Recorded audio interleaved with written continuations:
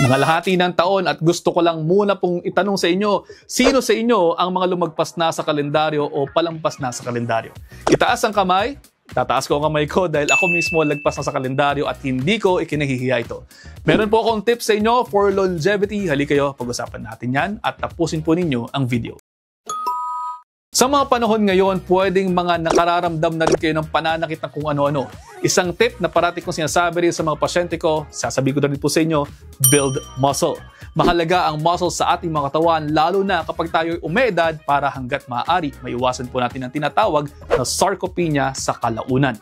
Ang sarcopenia ay generally muscle loss. Well, sa totoo lang naman po, ang sarcopenia ay po pwedeng age-related at natural na maranasan natin kapag tumatanda.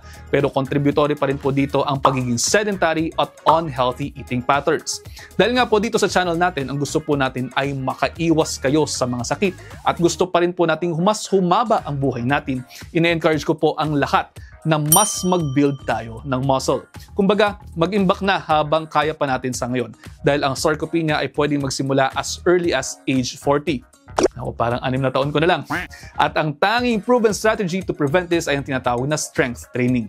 Kahit lightweights lamang, pwede nyo na pong simulan yan. Pwede i-try kahit tai chi, yoga, o kahit naman lightweight lifting lang. Unti-unti po hanggang sa kaya nang mag-progress sa mas mabibigat na weights. Makakakita kayo ng improvement dyan tulad ng mas tight at mas firm na arms and legs, less effort sa pagbubuhat ng mga bagay-bagay, kunwari mga tubig, mga upuan ninyo, o kung ano-ano pa, makababawas rin tayo sa pananakit ng mga joints.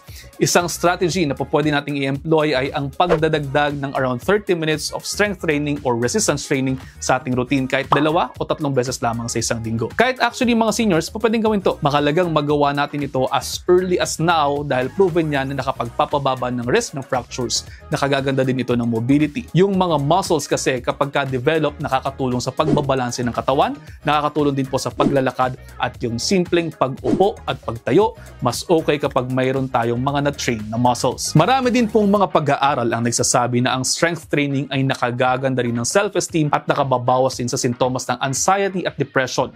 So kung masisimulan po ang routine sa ngayon at ipagpapatuloy hanggang middle to late adulthood, mas maraming benefits. Idagdag pa rin natin na syempre gusto po ninyo na medyo aesthetic tingnan, ang strength training po combined with cardio exercise ay proven din po na nakababawas sa midsection natin. Bukod sa mas magandang tingnan, ang mas maliit po na bewang ay sinasabi din na mas reduced ang risk sa pagkakaroon ng metabolic diseases. Kaya again, ngayon pa lang, simulan na natin ang pagde-develop ng mga muscles sa katawan natin. Hindi naman po natin kinakailangan maging bodybuilders. Ang kinakailangan lang natin ay mas maging healthy as we age. Maaaring matagal pa naman tayo sa mundo, pero syempre, starting early is never a bad thing after all.